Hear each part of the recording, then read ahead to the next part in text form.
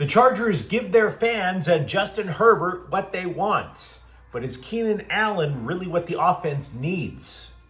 LAFC breaks an MLS record to add a Premier League scorer. And they say it's bad luck to open an umbrella indoors, but it's raining dildos at Crypto.com Arena. Good morning. I'm James. And this is your daily dose of sports and snark for the greatest sports city in the world, Los Angeles. This is the Faithful Angelenos Morning Report. It is August 6, 2025. Welcome back to the Sanctum Sanctorum of LA Sports. And we have got a lot to talk about. So if you like being in the know about LA Sports, clickety-clack the like button. Clickety-clack the subscribe button. There's a notification bell. Hit that. It'll let you know when we drop new updates. Sharing is caring. Let people know we exist. By all means, comment. Now, before we go through the news and notes, quick look at the scoreboard. It was a good night for the Angelenos. Dodgers 12, St. Louis 6. The Dodgers' magic number is now 45. LAFC defeated Tigres in Leagues Cup 2-1. And the Sparks, they're on a roll. They defeated Indiana 100-91. Of course, that wasn't the big story. We'll get to that in a moment. Meanwhile, today, St. Louis is at the Dodgers at 1 o'clock. And what do you say we get to the news? Keenan Allen is returning to his powder blue roots. And while there's a lot to like about this, it could all be undermined by just one factor. This is clearly what the fans want. And for that matter, anybody on the roster with fingers would be what Justin Herbert wants. And by the way, for just $8.5 million for 1 year, Allen is an affordable short-term commitment, which is something the front office would want.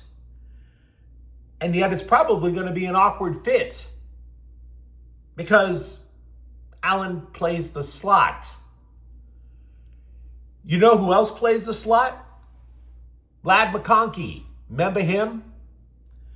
Now, Chargers general manager Joe Ortiz told the scribes of Allen, quote, "I think he can help us in multiple roles. I really believe that," unquote. But this is the guy who thought that the receiving room was just amazeballs last year with DJ Chark and Quentin Johnston starting. So, do we really buy this? Now look, if the Chargers can figure out a workaround for this schematic little bugaboo, I can tell you, I don't think the 6-time Pro Bowler is washed. Allen played alongside a rookie quarterback in Chicago last year, still caught 70 passes and 70 touchdowns. Both of those would have been second on that Charger team last year. That's how much the Chargers needed another pair of hands on the roster. Allen now has the chance to become the Chargers' all-time leader in catches and receiving yards. He is just 52 receptions and 1,312 yards away from passing Hall of Famer Antonio Gates to lead the entire franchise. So I get why everybody's happy, but it's not an ideal fit. That's going to be up to the coaches to figure out. Let me know what you think, of course, in the comments thread. Now, we've been discussing this following story for about a week. Former Tottenham Hotspur forward Son Heung-min and LAFC have finally made their union official. Promise rings and everything. But it ain't cheap. It ain't cheap. The transfer fee is a league record, according to The Athletic. $26.5 million. And by the way, we also, in the last week, discussed the risk. Son is 33 now. And the black and gold, honestly, have a spotty record with bringing in superstars from overseas. But on the other hand, if you're going to roll the dice, it's not a bad idea to do it with the 5th highest scorer in Tottenham history. 173 goals in all competitions. There is a distinct chance that he's going to supercharge an offense that appears to rest entirely on Dennis Bouanga's shoulders. Now, here's why. The problem with Olivier Giroud is, if we were to compare soccer to basketball, Olivier Giroud liked to post up, if you will. He wanted to find a position. Son wants to run right past you, much like Dennis Bouanga does. So there's the distinct chance that if you have Bouanga on one side, Son on the other, and send them both off to the races, that's an idea that could work. But considering how MLS is a notoriously penny-pinching league, you cannot overlook the financial aspect to this deal.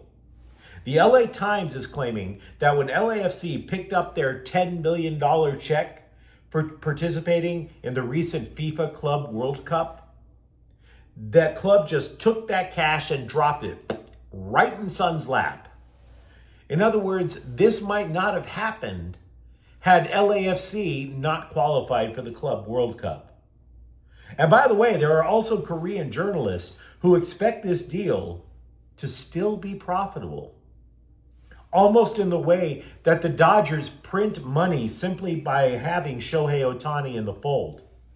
One Korean scribe told the LA Times that LAFC could make money with marketing deals in South Korea, perhaps even broadcast LAFC matches over in South Korea. Now, I'm not sure all of this is true, that it's automatically going to be a profit for the black and gold.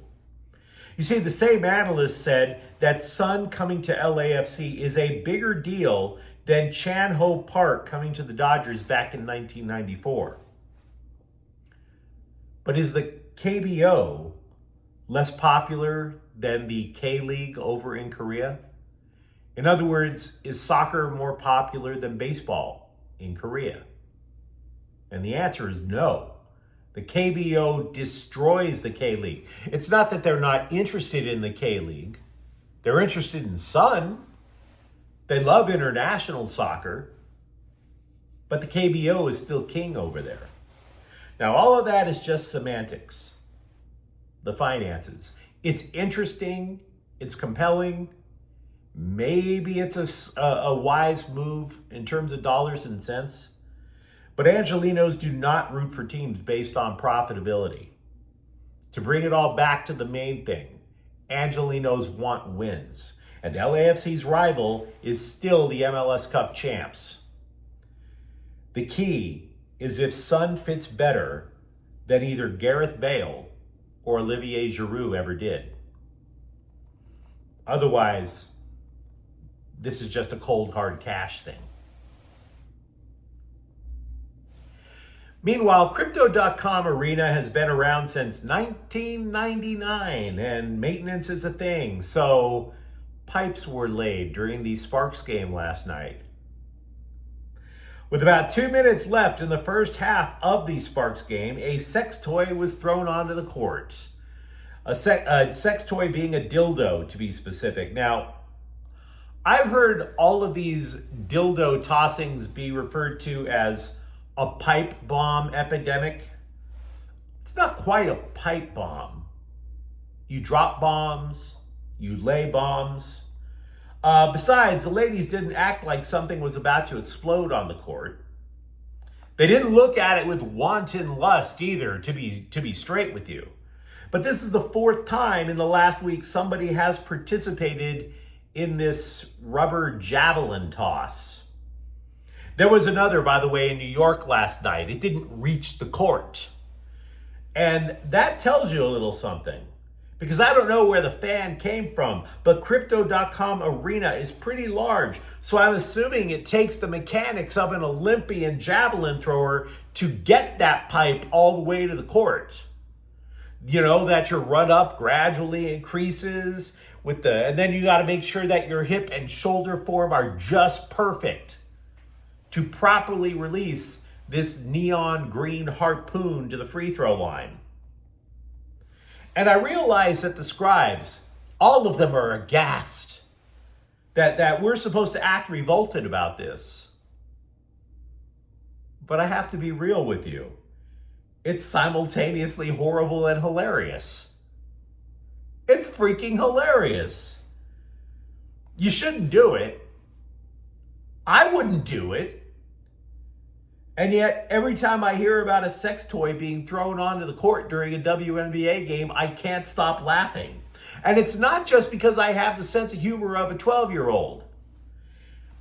It's because the WNBA is a league that takes itself way too seriously. There's the entitlement of the players. Frankly, the racism of some of the players. For all this talk about the WNBA being an inclusive league, some of the players are clearly racist. And to be frank, I'd even be able to look past some of that if these women had just a modicum of charm. Modicum of it, right? Because I don't even think they play to entertain people. The WNBA has been a 29-year experiment in narcissism. This is a league, for example, where a player recently lost her wig, and instead of laughing it off, hey, I look kind of silly, whoops, she ran off the court as if she was fleeing John Wick. And by the way, they didn't even sub the player out. No. Instead, they stopped the game for about 10 minutes and mourned for her like she was dead. ESPN's announcers, look, it was a game covered by ESPN, the one with the wig. ESPN announcers didn't even mention why the game was stopped. They were acting like they treated this pause with hushed, reverent tones, like when Joe Theismann's leg got snapped decades ago. They were holding an extended moment of silence for a hairpiece. Like they were going to bring out the trainer's cart, secure the wig to a stretcher, and then transport it back to the locker room for treatment. And then a fan during that moment thought it was funny, and that poor bastard got ejected from the game because he wasn't sensitive enough to the needs of a Jada Pinkett lookalike. I'm sorry, but I truly believe that this torrent of sex toys raining down in one WNBA arena after another, I truly believe that this is a direct response to that. I really believe it. Because if this league is not particularly fun to watch, even worse, you get escorted out of the arena if you are having fun, then don't be surprised when some fans unfortunately create some of their own fun. It doesn't make it right. It doesn't make it moral. It means I understand. Fans are tired of your self-importance. They are tired of your act, and so they are entertaining themselves. Because the WNBA takes itself way too seriously. And that's the memo. Roki Sasaki threw a bullpen sesh Tuesday that made everyone who watched at Dodger Camp in Camelback Ranch feel all the butterflies inside. Even better, Sasaki said he is pain-free and now he is mixing in a new pitch, a two-seam fastball. He's going to pitch a third batting practice sesh Friday, and if that goes well, he's going to be on his way to a rehab assignment. And the timing of all this leads us to believe he could return for the final month of the regular season. But the question arises, does he still have a role in the rotation waiting for him? Dave Roberts told the LA Daily News, quote, right now we see him as a starter, unquote. But Roberts did concede that things could change. Now, for his part, Sasaki, who only pitched 8 starts this season, said he'd be okay with a switch to the bullpen. Tanner Scott and Michael Kopech also threw bullpen sessions Tuesday. Like Sasaki, they are lined up for returns either late this month or September. Now, this brings us to Dustin May, who was traded away to Boston. May met with the Boston press and said that, quote, I was kind of pushed out, unquote, by the Dodgers. And he's wrong. There's no kind of about it. You were pushed out, my dude. The Dodgers went to a 6-man rotation and he was still on the outside looking in. If this were a traditional five-man roto, May would have no chance. Hell, Tony Gonsolin was an all-star, and he too would have been on the outside looking in. And to be real, look, there are bloggers who post quotes like this, trying to paint Dustin May as a Dodger hater. Look, if you remember the story, the Dodgers went up to him and said, look, we don't know if we're going to have a spot in the rotation for you, but you can pitch relief. May said no.